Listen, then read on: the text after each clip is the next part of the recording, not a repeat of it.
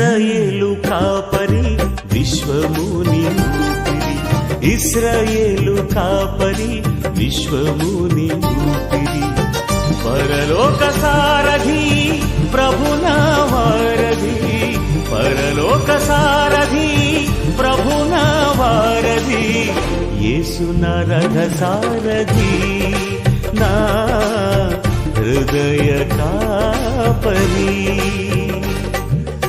ఇశ్రాయేలు కాపరి విశ్వముని ఊపిరి, ఇశ్రాయేలు కాపరి విశ్వముని ఊపిరి.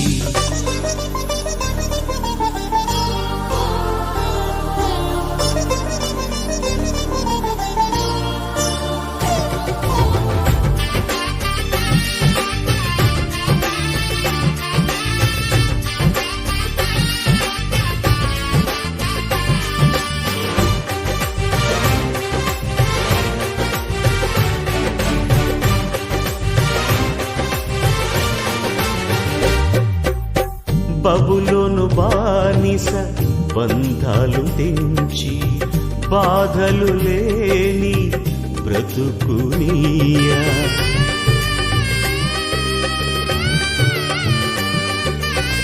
బబులోను బానిస బంధాలు తెంచి, బాధలు లేని బ్రతుకునియా, సిలువ కాటాలో శ్రమల కౌగిటిలో, సిలువ కాటాలో శ్రమల కౌగిటిలో, రక్తము కాచి రక్షణనిచ్చిన నా యేసయ్య, నీ రక్తము కాచి రక్షణనిచ్చిన నా యేసయ్య.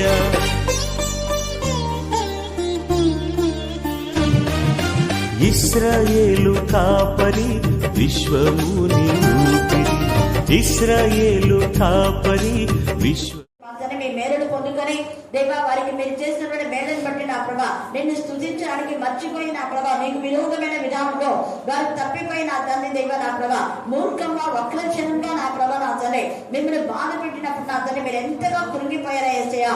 అనేక మంది మీకు లోబడతానని చెప్పారు కానీ లోబడిన జీవితం, అందుకని నా ప్రభా నీ నామం దూషించబడకుండా నా ప్రభా మీరు ఎలాగ ఇస్తారో శుద్ధి చేశారో ఈ మధ్యాహ్న కాల సమయంలో నా ప్రభా ఎక్కడ చేరిన బిడ్డ నా ప్రభా మాటకు లోబడిన జనులతో మీరు మాట్లాడి నా ప్రభా శుద్ధ హృదయం మా తండ్రి మాలో ప్రతి ఒక్కరికి దయ చేయండి. శుద్ధ జలంలో చదవమని ప్రార్థిస్తున్నాం దేవా. నీ వాక్యమైన నా ప్రభా ఊట ద్వారా, నీ వాక్యమైన శుద్ధ జలము ద్వారా తండ్రి మా ఆత్మకు మనసుకు శరీరం కన్ను చూడే ప్రతి బిడ్డ పవిత్రగా క్షమని ప్రార్థిస్తున్నాం దేవా. ఈ సమయం ముందు మాత్రమే చేరి వచ్చిన ప్రతి బిడ్డను బట్టి రావాల్సిన బిడ్డను బట్టి మరి ఎంతమంది పనులకు వెళ్ళిన ఆయా ఊర్లకు వెళ్ళిన వాళ్ళందరూ కూడా మీరే జ్ఞాపకం చేసుకోవాలి. మమ్మల్ని ఆత్మను మీ చేతులకే సమర్పిస్తూ చిన్న బిడ్డలు చెప్పిన లేఖన భాగం వారి కుటుంబాలను నా అద్దరే జీవన జ్యోతిగా నా అద్దరు వెలుగు జ్యోతిగా సత్య మార్గంలో జీవ మార్గంలో నీకు ఇష్టమైన మార్గంలో ప్రసిద్ధ మార్గంలో బిడ్డలు ఎదుగులాగా ప్రదాయించమన్న శ్రేష్టంగా ప్రార్థిస్తున్నాం తండ్రి.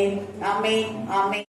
దేవుడి శ్రేష్టమైన సమయానికి తండ్రి అనే దేవునికి వందనాలు చెల్లిస్తున్నాం. మా ప్రత్యేక రీతిలో ఈ యొక్క క్రిస్మస్ సందర్భంలో నజరేయుడైన యేసు నామం యేసు రక్తం పరిశుద్ధాత్మ అగ్నిజ్వాలలో మరి సంఘానికి, సంఘంలో ఉన్న ప్రతి విశ్వాసికి, ప్రతి దైవజనుడికి, ప్రతి సంఘ బిడ్డకు వారి కుటుంబాలను దేవుడు బహుగా ఆశీర్వదించుగాక.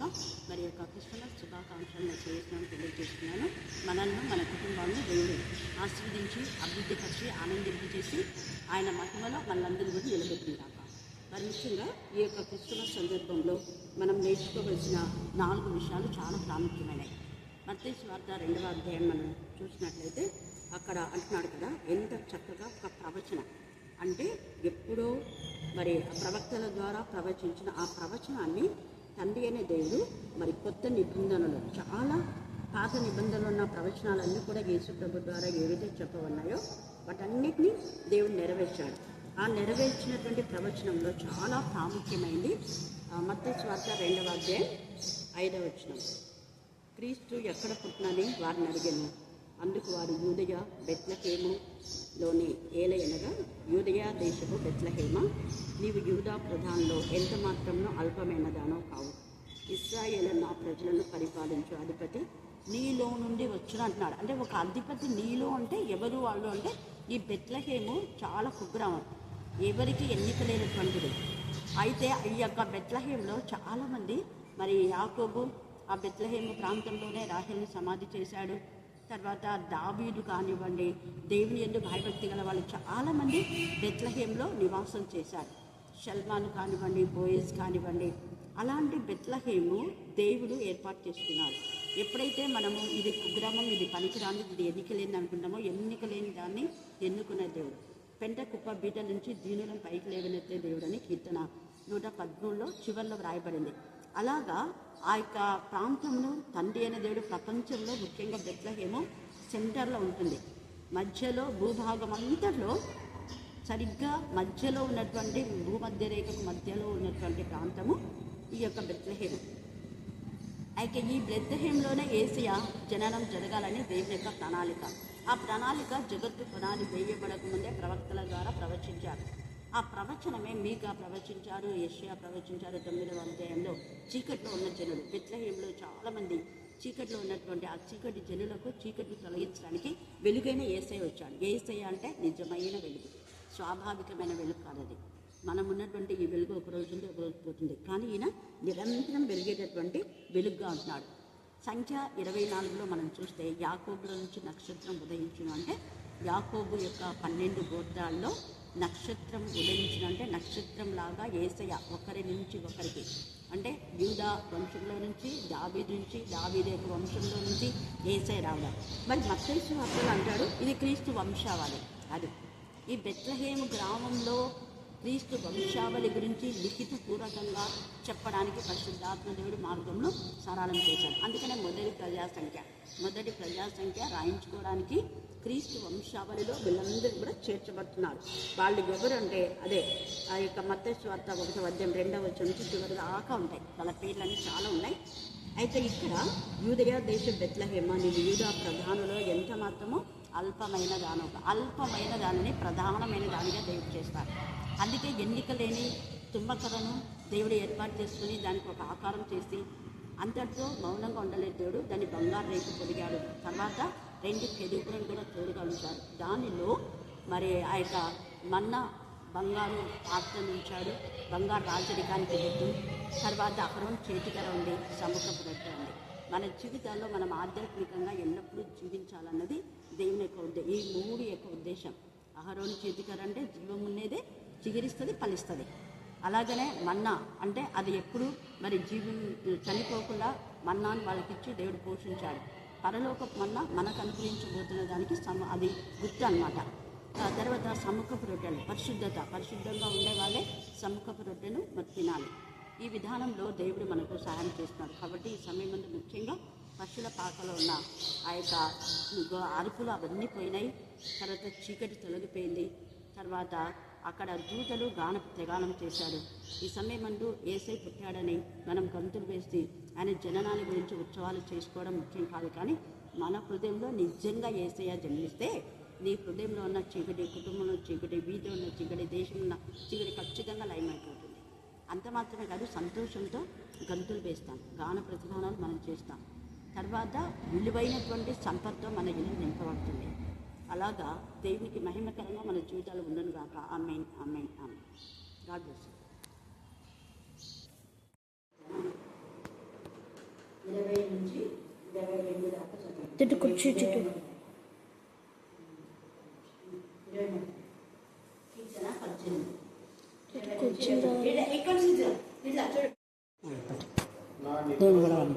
నా నిర్దోషత్వమును బట్టి నాకు ప్రతిఫలం ఇచ్చింది.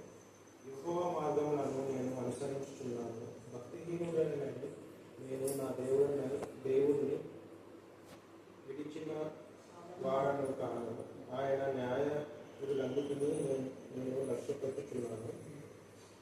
ఆయన కట్టడలను త్రోసివేసిన వాడను తాను దోషక్రియలను నేను చేయవలసి ఉంటుంది.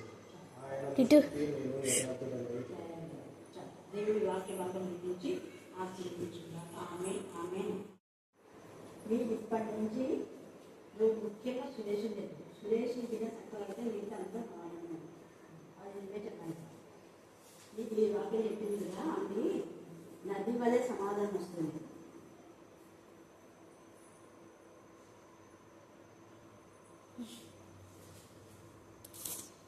నలభై 7వ అధ్యాయం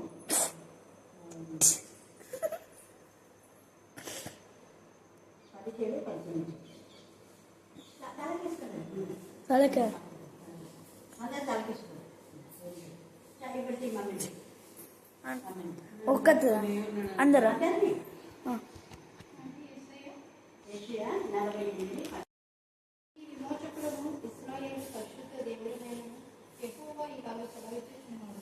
నీకు ప్రయోజనము కలుగునట్లు నీ దేవుడైన యెహోవాను నేనే నీకు ఉపదేశము చేయుదును. నీవు నడవవలసిన త్రోవను నేను నడిపించుదును.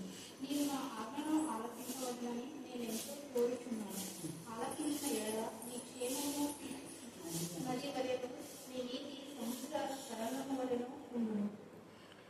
డాడీని జరగమని డాడీని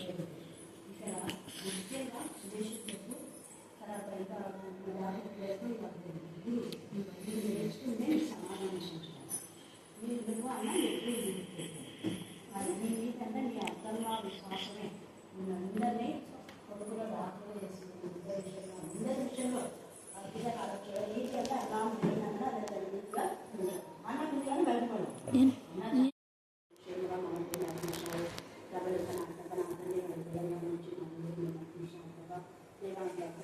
మంచి భక్తులు చేసినాం కూడా నేను కుటుంబాన్ని బట్టి మేము స్థుతిస్తున్నాం. మరి ప్రజలుగా ఆత్మీయంగా ఎదుగుతూ నేను కనపరిచి నేను మహిమపరచడానికి మీరు కుటుంబాన్ని సాధించారు. ఆమె ప్రతి అక్కర అవసరత తను చేస్తున్నా మీరు తీరుస్తున్నారు, మేము స్థుతిస్తున్నాం. అలాగే నా కళనాథాన్ని మరి సర్వ చెప్తున్నాను బట్టి మీకు వందనాలు స్తోత్రం చేస్తున్నాను. మీకు జ్ఞానాత్మకం ఇవ్వండి దేవా. ముఖ్యంగా నా కళనాథాన్ని మరి ఏ ఫోటోలు అయితే నా పిల్లలు ఆమెలో మీ ఆమె పూర్ణ స్వస్థ ప్రతి బలహీనత గద్దించమని ప్రార్థిస్తున్నాను. దేవ సూర్యుడు కూడా పూర్ణ మార్పు దాల్చండి. ప్రజలు బట్టి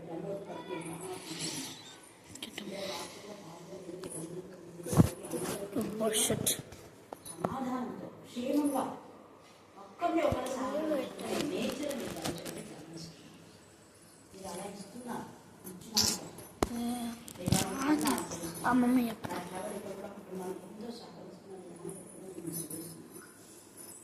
క్షేమంగా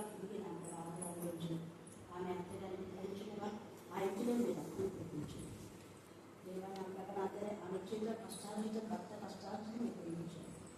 విషయా 30 చెప్పబడేదిగా ఆమె భర్త అమ్ముడే పేరుగొని వాడే ఆఫీస్లో నా ప్రభావం అంతలేదు. ఏ కంపెనీలో చేసినా ఆ కంపెనీలో బిడ్డ అంతలే అత్యున్నత స్థాయిలో నిలిచబడుతుంది. బిడ్డ ప్రతి ప్రాజెక్ట్ని మీరు ఆశ్రయించాలి. హయ్యర్ అథారిటీ కలవాలి. ఈ బిడ్డలో ఉన్న స్కిల్స్ గుర్తించడానికి మీకు జ్ఞానం పరచడానికి ప్రారంభిస్తున్నాను.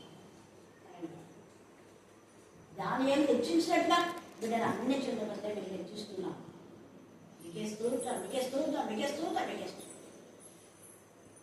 సాధారణ బంధకాలను కూడా గర్తించమని ప్రార్థిస్తున్నాం. అన్నకు సరజకు ఏ కారణం ఏకమై చేయగలని నేను సూచిస్తున్నాను. దేవా ప్రతి నిర్ణయం నుంచి అనుసారంగా ఉండున్నాను. బిడ్డలుగా కూడా మీ ప్రేమలో బంధించి నీవే మహిమపరుచున్నాను. మమ్మల్ని మా ఆత్మను విడిచిపోయి సమర్థిస్తున్నాను. జనాన్ని యేసు క్రీస్తు శక్తి గల నామమున ప్రార్థిస్తున్నాను తండ్రి. ఆమేన్, ఆమేన్, ఆమేన్.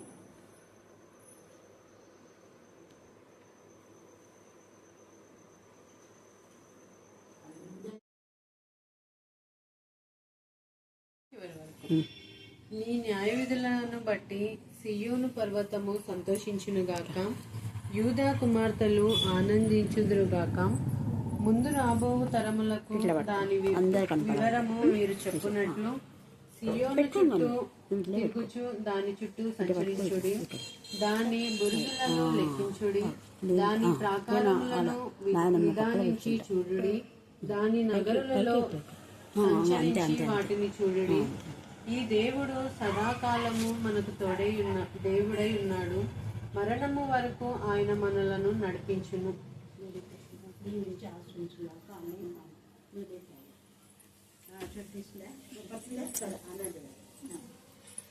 ప్రభా మీకు స్తోత్రం చెల్లించుకుంటున్నాం. మేరకని కనికరించి దేవా మీ కృప చెప్పిన ఎంత బాగా నా ప్రభావం మన బయట కూర్చొని నేను కనపరిచే కృపనిచ్చాను, నడిచే కృపనిచ్చాను, నచ్చలేని పరిస్థితుల్లో మీరు శక్తినిచ్చాను.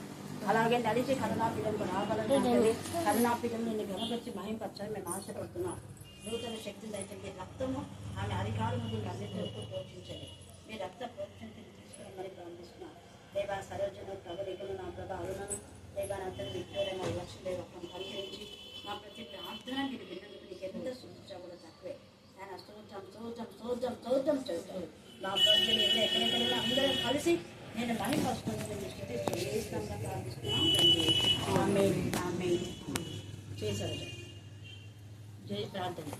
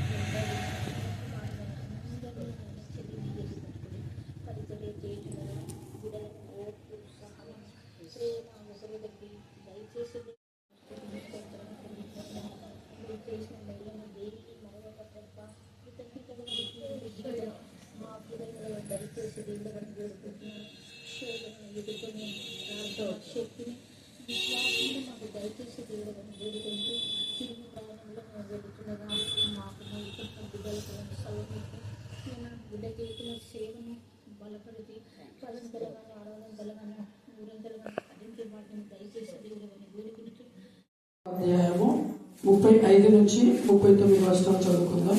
మార్క్స్ వార్త 4వ అధ్యాయము 35 నుంచి 39 వచనాలు. ఆ దినమే సాయంకాలమైనప్పుడు ఆయన అద్దరికి పోదుమని వారితో చెప్పగా వారు జనులను పంపివేసి ఆయనను ఉన్నపాటున చిన్న దోణిలో తీసుకుని పోయి ఆయన వెంబడి మరికొన్ని జనులు వచ్చును. అప్పుడు పెద్ద తుఫాను లేగి ఆయన ఉన్న దోణి మీద అలలు కొట్టినందున దోణి నిండిపోయాను. ఆయన దోణి ఆమరమున తలగడి మీద తలవాల్చుకొని తలగడి మీద తలవాల్చుకొని నిద్రించుచుండెను. వారు ఆయనను లేపి, బోధకుడా, మేము నశించిపోతున్నాము, నీకు చింత లేదా అని ఆయనతో అనేది. అందుకైన లేచి గాలిని గద్దించి నిశ్శబ్దమై ఊరకుండుము అని సముద్రంతో చెప్పగా గాలి అణగి మిక్కిలి నిమ్మలమాయను. దేవుడి యొక్క లేఖన భాగాన్ని దీవించి ఆస్వాదించున్నాను. 35 నుంచి 39 వచనాలు మనం చదవగలిగిన ఒక వచనం చదువుతున్నాం. ఆ దినమే సాయంకాలం అయినప్పుడు ఆయన అద్దరికి పోదుమని వారితో చెప్పగా వారు జనులను పంపివేసి ఆయనను ఉన్నపాటున చిన్న దోణిలో తీసుకొని పోయారు. ఆయన వెంబడి మరికొన్ని దోణులు వచ్చును. అప్పుడు పెద్ద తుఫాను రేగి ఆయన ఉన్న దోణి మీద అలలు కొట్టినందున దోణె నిండిపోయింది. ఆయన దోణె అమరమున తలగడ మీద తల వాల్చుకొని నిద్రించుచుండెను. వారు ఆయనను లేపి, బోధకుడా, మేము నశించిపోవచ్చున్నాము, నీకు చింత లేదా అని ఆయనతో అడిగి. అందుకు ఆయన లేచి గాలిని గద్దించి నిశ్శబ్దమై ఊరుకుండుమని సముద్రంతో చెప్పగా గాలి అణిగి మిక్కిలి నిమ్మలమైంది. చిన్న ప్రార్థన చేసుకుని మమ్మల్ని మిక్కిలిగా ప్రేమించిన మా ప్రియ పరలోకపు తండ్రి, అయ్యా మీ సన్నిధిలో మేము ఇంతవరకు ప్రభా అయ్యా పాటలతోనూ ప్రార్థనతోనూ కనిపించిన దాన్ని బట్టి వందనాలు ప్రభా. అయ్యా మా ప్రార్థన విన్నందుకు వందనాలు, స్తుతులు, స్తోత్రములు ప్రభా. మా పక్షంగా అయ్యా తండ్రి టీచర్ సహవాసం అందరము ప్రభా ఏకీభవించి మేము ప్రార్థన ఉండాలి ప్రభా. మా ప్రార్థన విన్నందుకు వందనాలు అయ్యా. మా అయ్యా సహవాసంలో ప్రభా మీ సన్నిధి నిలిపించిన దాన్ని బట్టి వందనాలు అయ్యా. నిమిత్తముగా ప్రభా మీ సన్నిధిలో ఉన్నాం ప్రభా. అయ్యా పాప తలంపులు, లోకానుసరమైన మాటలు, లోకానుసరమైన ఆలోచనలు ఏవి ఉండకుండా ప్రభా ఈ శైలిని పవిత్రపరిచినట్లుగా మా నోటిని పవిత్రపరచండి. పవిత్రమైన నీ మాటలు, పరిశుభ్రమైన నీ మాటలు మాట్లాడుతున్నప్పుడు అయ్యా మా అంతరంగమందు ప్రభా, మా పెదవులలోని ప్రభా, మా నోటి ద్వారా ప్రభా అయ్యా మేము ఏ పాపంగా మాట్లాడకుండా అయ్యా నీ వాక్యంలోని పరిశుభ్రమైన నీ వాక్యం ఉచ్చరించడానికి సహాయం చేసింది తండ్రి మీ వందనాలు, స్తుతులు, స్తోత్రములు చెల్లిస్తున్నాం. ఈ వాక్యం ద్వారా ప్రభా మమ్మల్ని బలపరచండి తండ్రి. అనేకులను ఈ వాక్యం ద్వారా బలపరచండి తండ్రి. మమ్మల్ని బట్టి మీ వందనాలు, స్తుతులు, స్తోత్రములు చెల్లిస్తూ యేసు శక్తి నామమున ప్రార్థించాలి, వేడుకొని పొందుతున్నాం మా తండ్రి. ఆమేన్, ఆమేన్, ఆమేన్.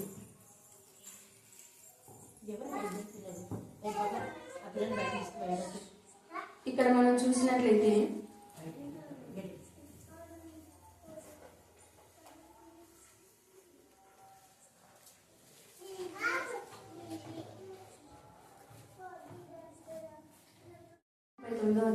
మనం చదువుకున్నాం. అయితే ఇక్కడ ఏ సందర్భం రాయబడింది అంటే చిన్న దోణి గురించి రాయబడింది. మనం ఎన్నోసార్లు ఈ వాక్యము విన్నాం. నేను కూడా ఇంతకు ముందు ఈ వాక్యము చెప్పాను. కానీ ఎందుకో ఈ వాక్యం గురించి ఎక్కువగా నేను ధ్యానించుకున్నప్పుడు ఎక్కువ విషయాలు దేవుడు నాకు అర్థమయ్యేలా తెలియజేశాడు. అందుని బట్టి మరొకసారి ఈ యొక్క రెఫరెన్స్ ని మనం ధ్యానించుకుందాం. ఇక్కడ చూస్తే 36వ వచనంలో ఆయనను ఉన్న పాటున చిన్న దోణిలో తీసుకొని పోయేది. కింది వచనాల్లో మనం చూసినట్లయితే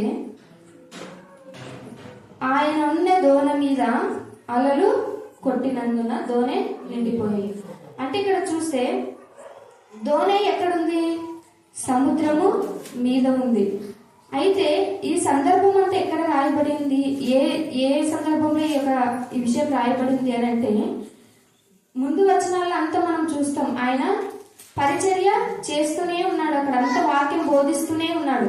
ఆయన ఒక దోణిలో ఉండి వాక్యం బోధిస్తున్నప్పుడు సముద్రం దగ్గర ఒడ్డున నిలబడి అనేకులు వాక్యం వింటున్నారు. అనేక మంది జనములు గుమ్ముకూడి మమ్మలను స్వస్థపరచమని ఆయన మీద పడుతూ ఆయన దగ్గరికి, ఆయన సమీపంగా జన సమూహం అంతా అక్కడ ఉన్నారు. ఆ విధంగా ఆయన అక్కడ అంతా కూడా దేవుని రాజ్య మర్మములు అన్నింటిని గురించి వారికి బోధిస్తూ దేవుని రాజ్యము మర్మంతో కూడినదని వారికి అనేకమైన ఉపమానాలు అక్కడ చెప్తూ వారికి బోధిస్తూ ఉంటాడు. ఆ బోధించిన తర్వాత అక్కడ జరిగిన తర్వాత అది ఎప్పుడు ప్రారంభించబడినది, ఏ సమయంలో వారు అక్కడ ఉన్నారనేది రాయబడలేదు. కానీ ఒకవేళ వారు పొద్దున్నుంచి ఆ విధంగా దేవుని మాటలు వారు అక్కడ వింటూ ఆయన వాక్య పరిచయం అక్కడ చేస్తూ ఉండిండవచ్చేమో.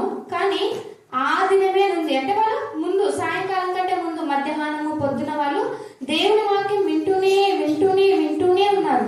అయితే ముందు వచనాల్లో వాళ్ళు చూస్తే అక్కడ అయితే వాళ్ళు ఎంతవరకు విన్నారంటే అక్కడ వాక్యం అంటే వారికి వినడానికి శక్తి కలిగిన కొలది వాళ్ళు వింటూనే ఉన్నారట. అంటే ఇంకా మనం ఒక గంట అంటే ఓపికతో వింటాం.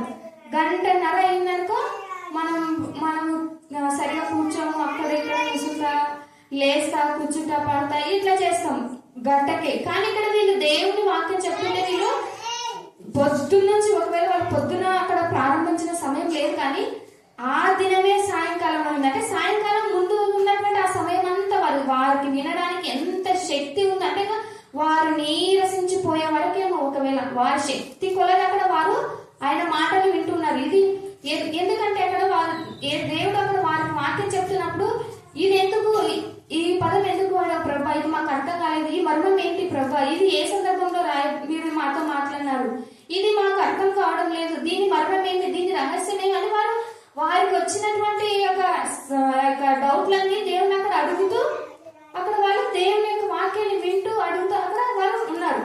అయితే వారు ఎంతగా అక్కడ బలపడిన ఆ సందర్భంలో ఆ వాక్యం అయిపోయిన తర్వాత సాయంకాలం అయింది. ఆ సాయంకాలం అయినప్పుడు ఏమన్నాడు దేవుడు శిష్యులతో? మనము అద్దరికి పోదాము అన్నాడు. అద్దరి అంటే అవతలికి. మనం ఇప్పుడు ఒడ్డింతలో ఉన్నాం, మనకి యువతలో ఉన్న వాళ్ళని అవతలికి పోతే అద్దరికి పోతున్నామని అంటారు కదా. అంటే అద్దరికి పోదుము అని అన్నాడంటే అక్కడ వారికి తుఫాను వస్తుంది అని కానీ, ఆ యొక్క అలలు వస్తాయని కానీ, మనం సముద్రంలో వెళ్తూ ఉన్నప్పుడు మనకి ఆ అలలు మనల్ని ఇబ్బంది పడతాయని, మన ధోనిలోకి అలలు తుఫాన్లు వస్తాయని అక్కడ ఏం చెప్పలేదు. దేవుడికి తెలుసు కానీ వారికి చెప్పలే. ఏమన్నాడు? మనం ఊరికి అద్దరికి పోదాం, అయితే ఇవన్నీ వస్తాయని వారికి చెప్పి వారిని బెంబేలెత్తించి భయపెట్టించి ఏం అక్కడ చేయలేదు. అయితే మనం అద్దరికి పోదాం. వీరు కూడా ఆ మాట మర్చిపోయారు. అయితే ఇక్కడ చూస్తే వారందరూ అక్కడ వాక్య పరిచర్యకు వచ్చిన జనులందరినీ పంపివేసి ఆయనను ఉన్న పాటున చిన్న దోణిలో తీసుకొని పోయినారు. అంటే ఎవరిని ఎక్కించుకున్నారు? ఆయన శిష్యులు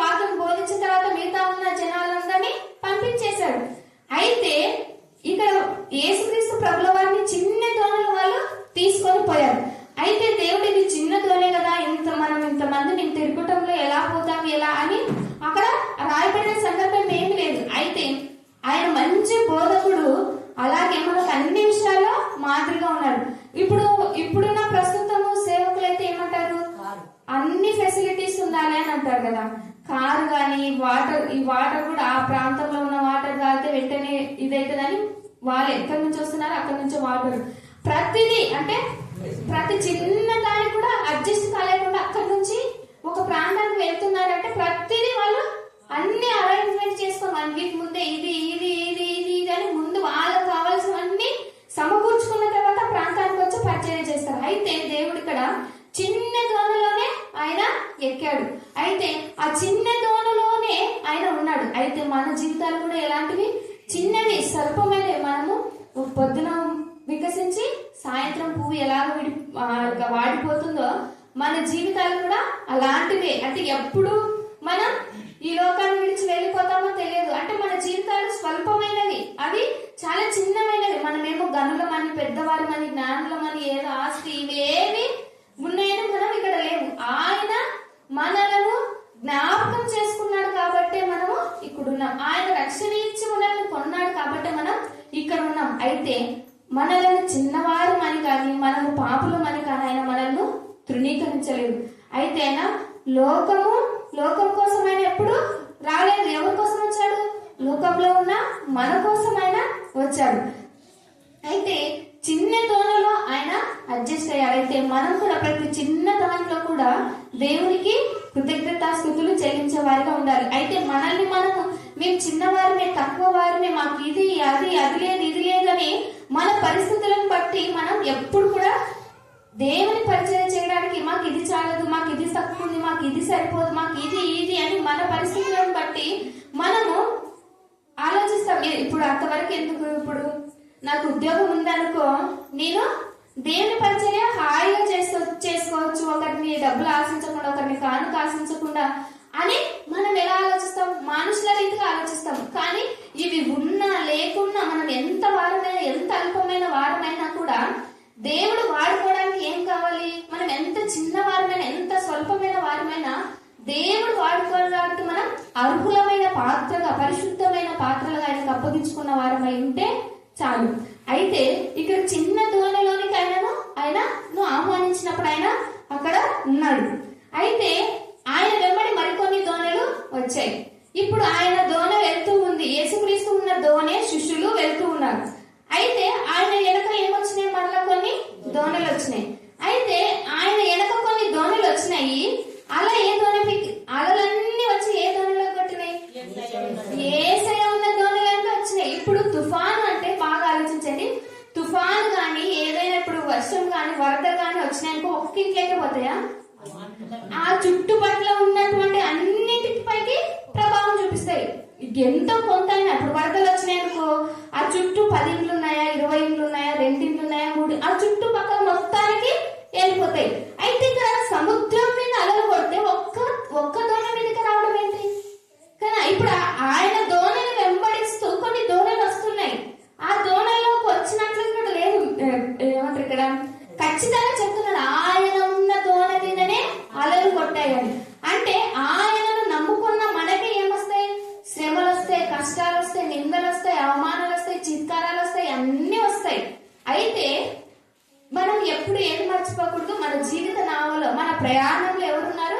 ప్రభు ఉన్నాడని మనం మర్చిపోకూడదు. అయితే వీళ్ళు ఇక్కడ ఆయన ఉన్న దోణిలో అలలు వచ్చాయి, అన్ని వచ్చాయని శిష్యులు భయపడి బింబేలెత్తిపోయి వాళ్ళు వెంటనే ప్రభా నేను నశించిపోతున్నాం, నువ్వేం ఇంత తీరికగా నిద్రపోతున్నావు, మీకు చింత లేదా, మేము నశించిపోతున్నామని వాళ్ళు అక్కడ అంటారు. అయితే ఆయన అక్కడ నిద్రించిన సందర్భం ఏదంటే ఆయన మానవుని రూపంగా ఈ లోకానికి వచ్చాడు. ఆయన సిలువలో కూడా నేను దప్పికొంచున్నాను అన్నాడు. అంటే ఆయన ఈ శరీరానుసారంగా ఈ లోకానికి వచ్చాడు కాబట్టి అక్కడ ఏమంటాడు? నేను దప్పికొంచున్నాను అని. అంటే మన దాహార్తిని, మనం పాపంలో కొట్టుమిట్టాడుతున్న వాటన్నిటిని తొలగించడానికి, మన ఆకలిని తీర్చడానికి ఆయన అక్కడ దప్పికొంచున్నాననే మాట రాయబడింది. ఇక్కడ కూడా ఆయన ఉదయం నుంచి అక్కడ ఆయన పరిచర్య చేస్తూ సాయంకాలం వరకు వివరిస్తూ పరిచర్య చేస్తూ అక్కడ ఉన్నప్పుడు ఆయన తలవాల్చుకొని దోణి అంబరమున ఆయన అలా నిద్రించాడు. అంటే అక్కడ ఆయన దేవునిగా ఆయన ఎప్పుడు కొనుకక ఆయన నిద్రించక మేలుక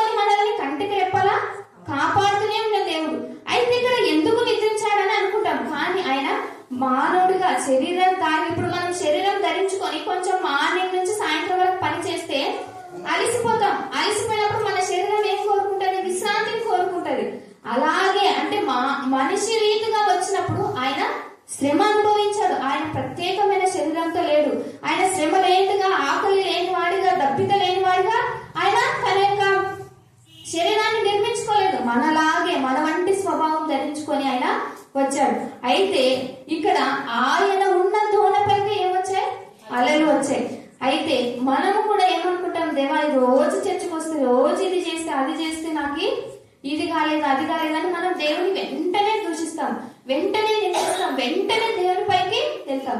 కానీ ఇక్కడ శిష్యుల ద్వారా దేవుడు మాట్లాడే సందర్భం ఏది అంటే, నేను నీలో ఉన్నా, నీ చుట్టూ ఉన్నా, నీ దోణిలో ఉన్నా, నీ జీవితంలో ఉన్నా. అయితే ఒక్క అల కాదు, ఇక్కడ ఒక అల లేదు, అలలు కొట్టబడినది. ఎన్ని అలలు వచ్చినా, ఎన్ని తుఫానులు వచ్చినా, ఎన్ని నష్టాలు వచ్చినా, ఎన్ని వచ్చినా ప్రభువు మనతో ఉన్నాడు అనేటువంటి నిరీక్షణ, విశ్వాసం మనం కలిగి ఉండాలి.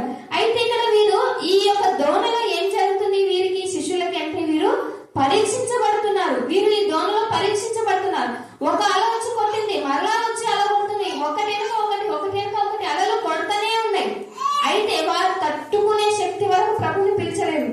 అలలు కొడతా ఉన్నప్పుడు వారు ఆ అలలు అన్ని కొట్టగా చివరికి ఆయనను, ప్రభువా నేను నశించిపోతున్నాం అన్నాడు. అంటే మన బ్రతుకులో, మన జీవితాల్లో కూడా ఒక సమస్య నుంచి మనం కోలుకోకముందే ఇంకొక సమస్య, ఒక పరిస్థితి నుంచి మనం ఇంకా తేరుకోకముందే ఇంకొక అలజడి, ఇంకొక కలవరం, ఇంకొక బాధ, ఇంకొక పరిస్థితులు మనల్ని ముట్టడి వేస్తాయి. అయితే ఎప్పుడు ఆ సందర్భం వస్తుందంటే, దేవుడు మనల్ని పరీక్షిస్తున్నప్పుడు వెంట వెంటనే మనకు సంభవిస్తాయి. ఈ సందర్భము బైబిల్లో ఎవరికి జరిగింది? వెంట వెంటనే యోబు గ్రంథంలో మనం చూస్తే, యోబుకి గాడిదలు, ఆయన పశు సంపద, గాడిదలు పోయిన వెంటనే గుర్రాలు, ఆయనకు సంబంధించిన ఒంటెలు, ఆయనకు సంబంధించిన ఇంకా వీరు సమాచారం తీసుకొచ్చిన వాళ్ళు చెప్తుండగానే ఇంకొకరు సమాచారం చేస్తున్నారు. ఇవి గాడిదలన్నీ వీళ్ళు పట్టుకెళ్ళారయ్యా, గొర్రెలన్నీ ఇలా ఆకాశం అగ్ని ఇలా చనిపోయాయని ఒకరికొకరుగా చెప్తూ ఉండగానే అక్కడ చూద్దాం. యోబు గ్రంథం 1వ అధ్యాయం 14వ వచనంలో అక్కడ చూస్తే ఆ మాట రాయబడింది, ఎద్దులు నాగలి దున్నుచు గాడిదలు వాటి సమీపమున మేయుచుండగా శెబాయీయులు వాటి మీద పడి వాటిని పట్టుకొని పోయి ఖడ్గముతో పనివారిని హతము చేసిరి. జరిగినది నీకు తెలియజేయుటకు నేనొక్కడినే తప్పించుకొని వచ్చి ఉన్నాను. ఇక్కడ ముందు ఆ ఎద్దులు నాగలు దున్నుతున్న గాడిదలు వాటిని తీసుకొని వెళ్ళిపోయారు. కింది వచనంలో చూస్తే ఇంకా 16వ వచనంలో ఉంది, అతడు ఇంకా మాట్లాడుచుండగా మరొకడు సమాచారం తెస్తున్నాడు. ఏమని? దేవుని అగ్ని ఆకాశం నుండి పడి గొర్రెలను పనివారిని రగులబెట్టి కాల్చేసింది. ఈయన ఇంకా ఒక సమాచారం విని, ఇంకా దాని నుంచి ఆ యొక్క సమాచారం చాలించక ముందే ఇంకొక వార్త వచ్చింది. మళ్ళీ కింది వచనం చూస్తే, అతడు ఇంకా మాట్లాడుచుండగా మరొకడు వచ్చి, కల్దీలు 3 సమూహంలో వచ్చి వంటల మీద పడి వాటిని కొనిపోయి ఖడ్గము చేత పనివారిని చంపిరి. నీకు చెప్పాలని నేను ఒక్కడే వచ్చానంటాడు. మరల కింది వచనాల్లో చూస్తే 18వ వచనంలో చూస్తే, అతను మాట్లాడుచుండగా, అంటే ఇంకా మాట్లాడుతూనే ఉన్నాడు, ఇంకా సమాచారం తెలియజెప్తూనే ఉన్నాడు. వేరొకడు వచ్చి, నీ కుమారులను నీ కుమార్తెలను తమ అన్న ఇంట భోజనము చేయించు, ద్రాక్షారసము పానము చేయించుండగా గొప్ప సుడిగాలి అరణ్య మార్గంగా వచ్చి ఆ ఇంటి 4 మూలలను కొట్టగా అది ఎవరుల మీద పడినందున వారు చనిపోయింది. ఇక్కడ చూస్తే ఎక్కడి నుంచి వచ్చిందో ఈ సుడిగాలి, ఎక్కడ? అరణ్య మార్గం నుంచి వచ్చింది. అయితే ఆయన ఏ ప్రాంతంలో ఉన్నాడు? ఊజు దేశంలో ఉన్నాడు. అయితే అక్కడ అదంతా ఆ యొక్క సుడిగాలి జరిగిందని కానీ, ఆ యొక్క తుఫాన్ అక్కడ అంతా ఉందని లేదు. ఆ ఇంటి 4 మూలలకే దేవుడు, అందుకే ఈ సందర్భం అంతా మనకు తెలుసు కదా, దేవుడు ఆ యొక్క అపవాదికి ఇచ్చినటువంటి పర్మిషన్ అంతవరకే. అయితే ఆ 4 మూలలు కొట్టినప్పుడు వారందరూ అక్కడ కూలి చనిపోయారు. ఇప్పుడు ఇక్కడ చూస్తే అవన్నీ కూడా వెంట వెంటనే. అయితే మనం ఏదో ఒక్క సమస్యకి, ఏదో ఒక్క సందర్భానికి, ఏదో ఒక్క పరిస్థితికి మనం ఎంతగానో కృంగిపోతాం, ఎంతగానో వేదన పడతాం, దేవుణ్ణి దూషిస్తాం, తిడతాం, అలుగుతాం, ఏమేమో చేస్తాం, ఒక్కోసారి నిందిస్తాం దేవుణ్ణి. కానీ మనం ఎప్పుడు అలాగా చేయకూడదు. ఎందుకంటే మనం దేవుని నమ్ముకొని నిజంగా ఆయనపై ఆధారపడి ఉన్నామంటే ఆయన మహిమ కొరకు ఆయనపై మనం నిరీక్షణతో ఉంటాం. అయితే ఇక్కడ వీరికి వెంటనే యోబు ఎలా తట్టుకోగలిగాడు? అయితే స్త్రీగా ఆయన భార్య ఆమె కొంచెం మటుకు ఓర్చుకోగలిగింది, కానీ వెంటనే ఆమె దూషించడానికి అక్కడ అవకాశం ఆయనను కూడా ప్రేరేపించింది. అయితే యోబు వెంటనే కిందనే ఉంది, సమస్తము నాకు ఇచ్చావు. ఆయన బట్టలు చించేసుకొని, ఆయన తల గీరించేసుకొని, ప్రభా నేను నా తల్లి గర్భంలో ఇలా దిగంబరిగా వచ్చాను, వితౌట్ డ్రెస్, నేను ఎలా వచ్చానో అలాగే ఇప్పుడు నీ సన్నిధిలో నేను ఉన్నాను. ఎందుకంటే ఇవన్నీ నేను ఈ లోకానికి వచ్చాక నీవు నాకు ఇచ్చినవి. అయితే నువ్వు ఇప్పుడు ఇచ్చావు, తీసుకున్నావు, నాకు మళ్ళీ ఎప్పుడు అవసరమో మళ్ళా ఇస్తావు. అందుకే యెహోవా ఇది నీ నామానికి స్తుతి కలుగుగా. కానీ అయితే ఆయన నోటితో కూడా దేవుడు నాకు అన్యాయం చేశానని చెప్పలేదు. అయితే ఇక్కడ కూడా ఇంత శ్రమలు, ఇంత బాధలు వెంట వెంటనే జరిగినప్పటికీ కూడా ఆయన దేవుణ్ణి దూషించలేదు. మనమైతే ఒక్క సమస్యకి ఒక్క పరిష్కారం లేకుండా ఎన్నో ఏళ్ళుగా మనం దాని గురించి సఫర్ అవుతున్నప్పుడు కూడా మనం ఏం ఆలోచిస్తాం, ఇన్ని దినంలో మొరపెడుతున్నాం, ఇన్ని సంవత్సరాలు ప్రార్థిస్తున్నాం, ఇంతగా అడుగుతున్నాం, అయినా దేవుడు మాకి వినకున్నాడు అని మనం వెంటనే లోకానుసారంగా అన్నట్టుగా మనం మాట్లాడతాం. అయితే మన నోటి ఫలాన్ని కూడా మనం అనుభవిస్తాం. మన నోటితో ఎప్పుడు మనం దేన్ని అంచనా వేసి అనకూడదు. అయితే ప్రభువే చూచుకొను అని మనం దేవునికి అప్పచెప్పవలసిన వారమై ఉన్నాం. అయితే ఇక్కడ ఆయన ఉన్న దోణలోనికే అలలు వచ్చాయి. ఆయన నమ్ముకున్నందుకే యోబుకి అన్ని శ్రమలు వచ్చాయి. ఇక్కడ ఆయనను వెంబడించినటువంటి దోణలకి ఏ శ్రమ, ఏ అలజడి, ఏ కలవరము, ఏ తుఫాను అలలన్నీ ఆ దోణిని టచ్ చేయలేదు. కానీ యేసు ఉన్న దోణినే టచ్ చేశారు.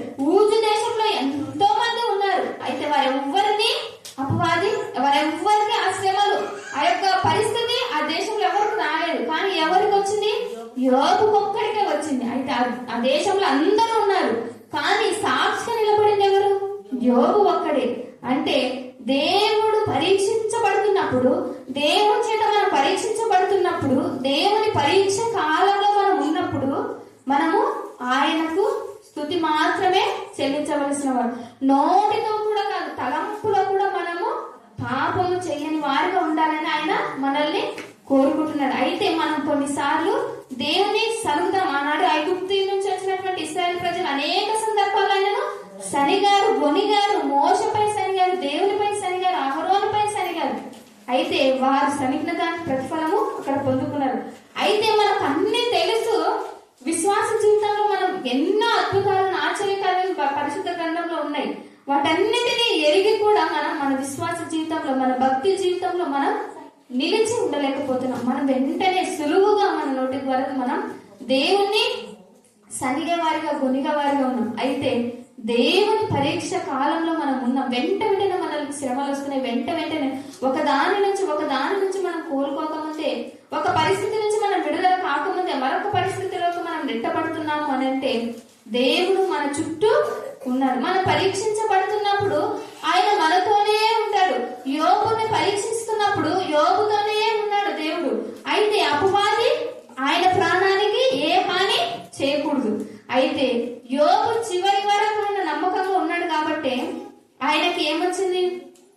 ఎంత అనారోగ్య పరిస్థితి ఉన్న ఆయనకి పోగొట్టుకున్నదంతయు మరలా 7 కుమారులు, మరలా 3 కుమార్తెలు, మరలా 2 ఆయన ఏది పోగొట్టుకున్నారో అది, మరలా అంతమంది పిల్లలను కనగలిగేటువంటి శక్తి, సామర్థ్యం, ఒక కుష్ఠరోగి, కురుపులతో కూడినటువంటి రోగ పరిస్థితిలోకి వెళ్ళిన అతనికి అంత బలము, అంత శక్తి, ఇంకా కొన్ని సంవత్సరంలో బతికి, అంటే ఎన్ని 4 తరాలను చూసేటువంటి అంత ఆయుష్, అంత బలము, ఇదంతా ఎక్కడి నుంచి వచ్చిందంటే దేవుని అక్కడ ఆ శ్రమలను బట్టి, ఆయన స్తుతించడం బట్టి. అయితే మనం కూడా వెనక ఉన్నటువంటి, ఇక్కడ మనం మొదటి అధ్యాయంలో యోబు గురించి చూస్తాం, కానీ 42వ అధ్యాయంలో ముగింపులో ఆయనకు వచ్చిన ఆశీర్వాదాలు, ఆయన బ్రతికిన జీవితం, ఆయనకి ఇవ్వబడినటువంటి బ్లెస్సింగ్స్ అక్కడ రాయబడి 42. అంటే ఆయన ప్రారంభం అధ్యాయంలోనే శ్రమల పాలైనడు. 42వ అధ్యాయం చదివే దాకా ఆయన ఏమి పొందుకున్నాడు, ఈ శ్రమలన్నీ అనుభవించి ఏమైనా ప్రతిఫలంగా దానికి ఏం పొందుకున్నాడు అనేది మనం చూడాలంటే 42వ అధ్యాయంలో అక్కడ రాయబడింది. అంటే ఆ ముందు అధ్యాయాలు, ఆ యొక్క మధ్యలో ఉన్న అధ్యాయాలన్నీ చదివితే ఆయన శ్రమలు, ఆయన నిందించిన నిందలు, అవమానాలు అవన్నీ ఉన్నాయి. అయితే అవన్నీ తట్టుకోగా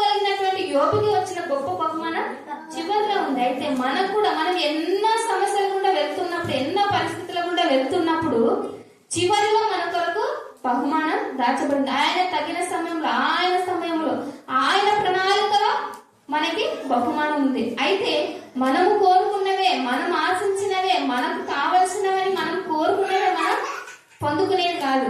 ఆయన ఏది ఇస్తాడో అది మనకు మంచిది. ఆయన ఏది ఇవ్వాలని ఆశ కలిగి ఉండి మనకు తగిన సమయంలో ఏది ఇస్తాడో అదే మనకి ఆశీర్వాదం. అయితే ఇక్కడ మనం చూసినట్లయితే, ఇక మార్క్స్ వార్త 4వ అధ్యాయంలో చూసినట్లయితే, దోణి మీద అలలు కొట్టినందున దోణి నిండిపోయేది. ఆయన దోణి అంబరమున తలగడ మీద తల వాల్చుకొని నిద్రించుచుండెను. అప్పుడు పెద్ద తుఫాను రేగి ఆయనున్న దోణి మీద అలలు కొట్టినందున దోణి నిండిపోయేను. ఆయన దోణి అంబరమున తలగడ మీద తల వాల్చుకొని నిద్రించుచుండెను. వారు ఆయనను లేపి, బోధకుడా, మేము నశించిపోతున్నాం, నీకు చింత లేదా అని ఆయనతో అనిరి. అయితే ఇక్కడ వాళ్ళు నశించిపోతున్నామని అనుకున్నారు, కానీ నశించడానికి ఆయన ఉన్న దోణి ఎప్పుడు నశించదు. ఆ యొక్క కలలు కన్నా యోసేపు వట్టి గుంటలో పడవేయబడ్డాడు.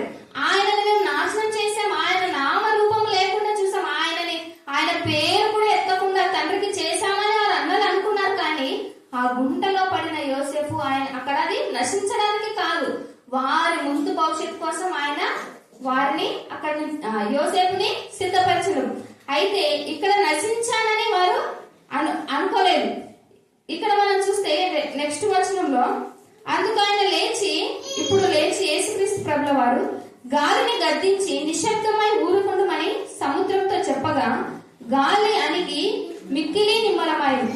ఇప్పుడు ఎవరితో చెప్తున్నారు? దేవుడు గాలితో, సముద్రంతో చెప్తున్నారు. ఏమని? ఊరుకుండు, నిమ్మలంగా ఉండు అని చెప్తున్నారు. అంటే ఇక్కడ గాలి, సముద్రం ఏం చేసినాయి? దేవుని మాటని విన్నాయి. అంటే లోపడ్డాయి, వాటికి చెవులున్నాయి కదా. దేవుని మాటని ఇప్పుడు వినే వాళ్ళకి చెవులు ఉంటాయి కదా, మనం వినగలుగుతాం. అంటే ఇక్కడ అవి వినగలిగినాయి అని అంటే ప్రతి దానికి దేవుడు అన్ని ఇచ్చాడు కదా. ఆయా సందర్భంలో గాడిదతో కూడా దేవుడు మాట్లాడించాడు. కానీ నరుని ప్రత్యేకంగా ఉంచినందుకు అన్ని ఏ లోపం లేకుండా నరుని చేశాడు. అయితే మనము మాట్లాడే శక్తి ఉండి, వినగలిగే శక్తి ఉండి, అన్ని అవయవాలు సరిగా పని చేయగలిగే శక్తి ఉండి కూడా మనము ప్రభు కొరకు పని చేయలేని పరిస్థితిలో మనం ఉన్నాం. అయితే ఇక్కడ ఈయన గాలిని, సముద్రాన్ని చెప్పిన వెంటనే ఆయన మాటకి అవి విన్నాయి, లోపడ్డాయి. అంటే మనము ఆత్మీయమైన చెవులను కలిగిన వారమై ఆయన చెప్పిన మాటలు మనం వినాలి. ప్రకటన గ్రంథంలో కూడా ఉంది కదా, చెవిగలవాడు వినను, చెవిగలవాడు వినను, చెవిగలవాడు వినను. అంటే టీచర్ కూడా ఎన్నోసార్లు మాట చెప్పింది, చెవులు ఉన్నాయా లేవా అనేది కాదు, అక్కడ చెవిగలవాడు వినను గాక అంటే ఆత్మీయ చెవులు కలిగిన వారికి దేవుని వాక్యం నీట్ గా, క్లియర్ గా, స్పష్టంగా వినబడుతుంది. దురద చెవులు ఉన్న వారికి ఏదో ఈ చెవులు ఏదో మోగుతుంది, జడిగా ఊపితే ఒక సౌండ్ వస్తుంది, కానీ ఏదనిపించదు, వెంటనే దులిపేసుకుంటే వెళ్ళిపోతుంది. అలాగా అనిపిస్తుంది ఎవరికి? దురద చెవులు కలిగినటువంటి వారికి వాక్యము. అయితే అలా ఉండకూడదంటే మనం దేవుని వాక్యము విన్నామంటే మన అంతరింద్రియములను, మూలుగులను అన్నింటినీ కూడా విభజించినంత మటుకు ఆయన వాక్యము వెళ్ళగలగాలంట. అందుకే మనం ఆయన మాటను వినగలిగేటువంటి వారిగా ఇక్కడ మనం ఉండాలి. అయితే మన జీవిత నావలో మనం ప్రయాణం చేస్తున్నప్పుడు మనల్ని అద్దరికి చేర్చేవాడు దేవుడే. అయితే ఆయన ఉంటేనే మన జీవితంలో మనం అద్దరికి పోతాం. అద్దరికి అంటే ఏది? మనం ఈ లోకంలో ఉన్నాం, మన అద్దరికి ఎక్కడికి? పరలోకం. ఇప్పుడు మధ్యలో ఉన్నదంతా సముద్రము, తుఫాన్లు, అలలు, ఇవన్నీ నష్టాలు, కష్టాలు, ఇవన్నీ కూడా మనం ప్రయాణం చేస్తున్నాం. అయితే ఇందులో ప్రయాణం చేస్తున్నప్పుడు దేవుడు లేకుంటే అవన్నీ మనం ఏదో ఒక చోట ముంచివేయచ్చు, లేదా అలలు కూడా సంభవించక ప్రశాంతంగా తిరుగు సాగు అనేలా కూడా ఉండొచ్చు. అయితే క్రీస్తు ఉన్న దోణికి అలలు వచ్చినప్పుడు ఆ దోణి అన్ని అలలకి అక్కడ మునిగిపోలేదు, ఆ యొక్క అలల చేత కొట్టుకొని పోలేదు. కానీ ఆయన ఉన్నాడు కాబట్టి వాళ్ళకి క్షేమస్థితి మరలా వెంటనే వాళ్ళందరికీ చేరుకొని గెరాసేనుల దేశానికి అక్కడ వెళ్ళి ఆ యొక్క సందర్భం అంతా అక్కడ రాయబడింది. అయితే మన జీవితంలో కూడా యేసు ఉంటేనే మనం అందరికి చేరుకోగలుగుతాం అని ఒక చిన్న లేఖన భాగం ద్వారా దేవుడు మనతో మాట్లాడుతున్నారు. దేవుడి లేఖన భాగాన్ని దీవించి ఆశీర్వదించుగాక. ఆమేన్, ఆమేన్, ఆమేన్. పరిశుద్ధుడు పరిశుద్ధుడు అని ఇప్పుడు ఎల్లప్పుడూ వేల కలుగుతున్న చేతను మాలాంటి పేద పాపల చేతను పోడపడుచున్న గొప్ప దేవ, నీ పాదాలకు వెళ్ళలేని వందనాలు, స్తోత్రాలు స్తోత్రాలు స్తోత్రాలు స్తుతి స్తుతి యేసయ్యా. దేవా, గడిచిన పగటి వేళంతా మా పని వేళ కాపాడి ఈ రాత్రి కాలం ముందు మరి కరుణాపీఠ మినిస్టర్కి తల్లిలో చేరి మా ప్రయాణం అంతా కూడా క్షేమంగా మీరు ఉండి ఇక్కడ నడిపించిన విధానం బట్టి స్తోత్రాలు. దేవ, ఇక్కడ చేరవచ్చిన ప్రతి బిడ్డను కూడా ఆశ్రయించిన దేవా, మరి ఇంతవరకు పాటలతో నిశ్చించాము, వాటితో మహిమ వచ్చిన గణపరిచిన విధానం బట్టి స్తోత్రాలు. దేవా, మరి ఎక్కడైతే ఇద్దరు ముగ్గురు కూడిన నామం స్తుతిస్తారో అక్కడ ఉండాలని సెలవించిన గొప్ప దేవుడు తండ్రి. మరి మా మధ్య నువ్వు నమ్ముచున్నాను తండ్రి. మా ప్రార్థన ఆలకించిన దేవా, శృంగరి ప్రార్థన ఆలకించిన దేవా, మా ప్రార్థన కూడా ఆలకిస్తారని నమ్ముచున్నాను తండ్రి. దేవా మరి మరి దాసాలు చెప్పిన వాక్యాన్ని బట్టి విన్నా మరి మా హృదయాలను బట్టి సహాయించండి దేవా. మరి మరి సాతారితపోకుండా మరి మనకు మరి ఎద్దు ఎలా నెమరువేనో అలా మేము నెమరువేయడం సహాయం దాయించండి. గోధుమ గడ్డి ఎలా ఫలించడం రైతులు ఫలించేవారుగా సహాయం దాయించబడుచున్నాం తండ్రి. దేవా, మరి ఇక్కడ చేసిన ప్రతి బిడ్డను కూడా మరి ఎవరైతే అస్వస్థత ఉన్నారో అట్లా నీకు ఆయపను స్వస్థ దాయించండి. దేవా, మరి ఏ బాధ ఇబ్బందులు ఆ బాధ ఇబ్బందులు తీర్చండి. దేవా, మరి రాత్రి కాలం ముందు ఎక్కడైతే మరి మార్మూల గ్రామానికి వెళ్ళి వారు చెప్తున్న బిడ్డలు కూడా ఆశ్రయించండి. దేవా, మరి అవును తండ్రి.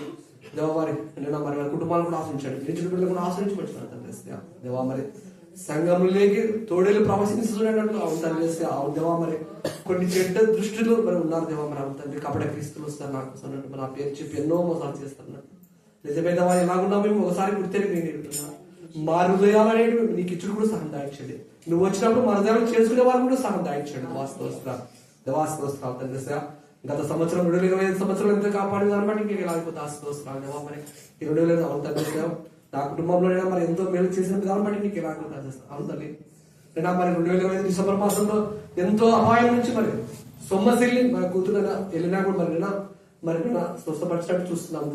తప్పరిల్లినట్లు మరి యేసయ్య గ్రంథం చెప్పినట్టు మరి సొమ్మసిల్లినా మరి తప్పరిల్లింది దేవా. మరి నీ కృతజ్ఞతాస్తుతులు దేవా. మరి దావీదు మహారాజు రోజు 7 సార్లు స్తుతించి నిన్ను 3 సార్లు ప్రార్థించేవాడు దేవా. మరి అవును దేవా, మరి నేను రోజు నిన్ను స్తుతించేవారుగా ప్రార్థించేవారుగా కుడియాడేవారు చూడు సహాయం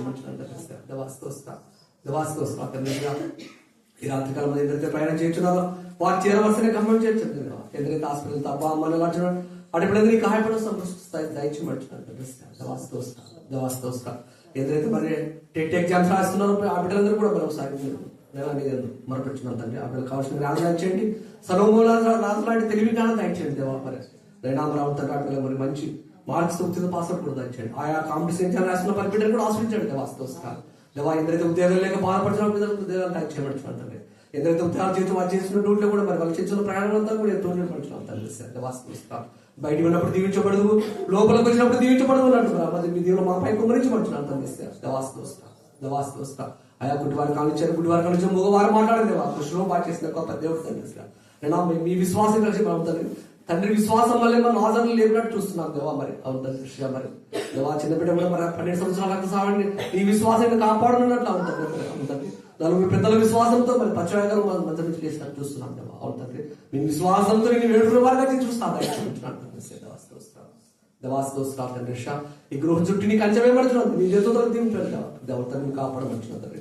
నైనా మరి అవును తండ్రి. టీచర్ గారు చేస్తున్న సేవ ఇంకా బహుగా వాడు కూడా సహాయం చెంది అవును తండ్రి. మీ ప్రశ్నావతం నింపమంటున్నాను తండ్రి. దేవా మీరు కాదు అవును తండ్రి. దేవాస్తోస్తా దేవా, మరి రాత్రికాలంలో నిద్ర ఇచ్చినగా మా పడగల చుట్టూ కూడా మగలతో కావాలని మంచిది దయచేయబడుతున్నాను తండ్రి. ఇలాంటి నైనా మరి అవును తండ్రి. దేవా మరి పెద్దలు వేసేవారు ఎందుకు ఇంటికి సహా దయచేయండి.